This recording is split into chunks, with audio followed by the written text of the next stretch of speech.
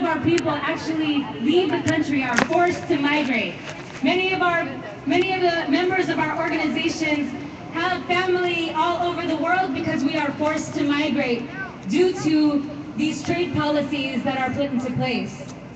So in the wake of Typhoon Haiyan that just happened last fall, we're finding that the U.S. military is actually taking advantage of the situation and increasing military in the Philippines.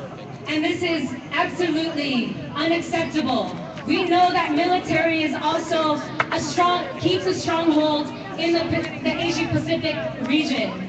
So we stand in solidarity with everyone here and everyone across the United States and everyone across the globe to say no to the TPPA. Thank you.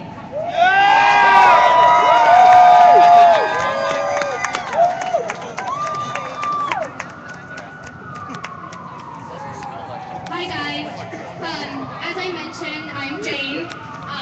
I am an Occupy member, and I would like to first say a few words about the effects of the TPP, which is the Trans-Pacific Partnership, which is a free trade agreement, which means it's not free at all.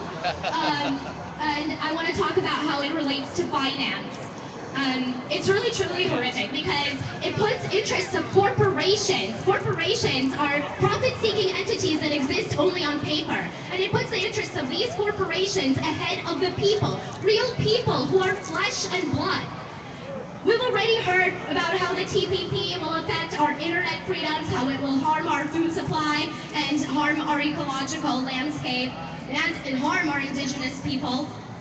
But so when we hear about things like that, it's really hard for us to start thinking about economics and finance because that seems so far away from our daily necessities.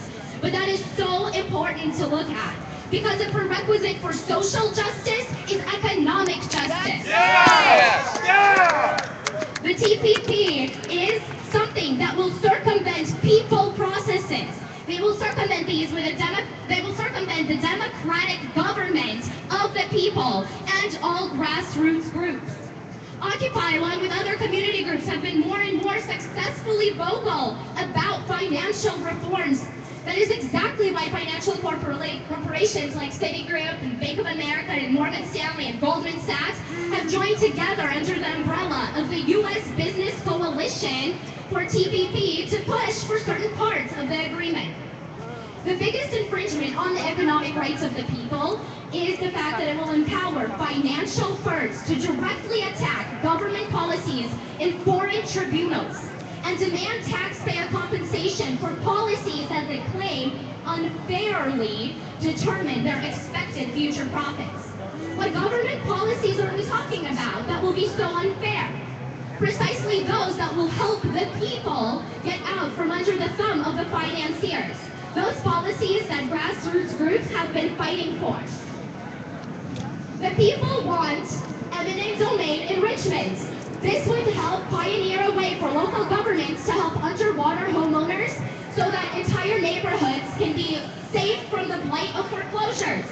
The people want a ban on risky financial products so that the toxic derivatives that caused the financial crisis will not be there anymore. The people want public banks so that public projects can be financed without millions of dollars going to the pockets of the Wall Street financiers. The people want the Federal Reserve to not be there anymore. The Treasury, so that money would be created by a public entity instead of private Wall Street banks. Because all these financial reforms will curb Wall Street's profitability, they would be illegal under the TPP. But that is the whole point of these policies, to curb profitability from banks.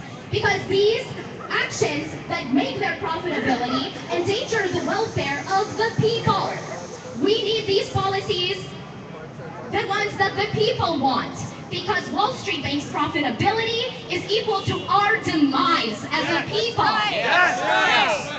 We're here to protest the TPP because there is no such thing as unfair competition from a democratically elected government. Because certain things and certain tasks of government should never be for profit, because the profit motive for these things will lead to truly horrific outcomes. Prisons should not be run for profit. War should not be waged for profit. Money should not be created for profit. These are all fundamental functions of the government that necessarily mean the curbing of freedom when they are privatized through a public to private money funnel like the one we have today.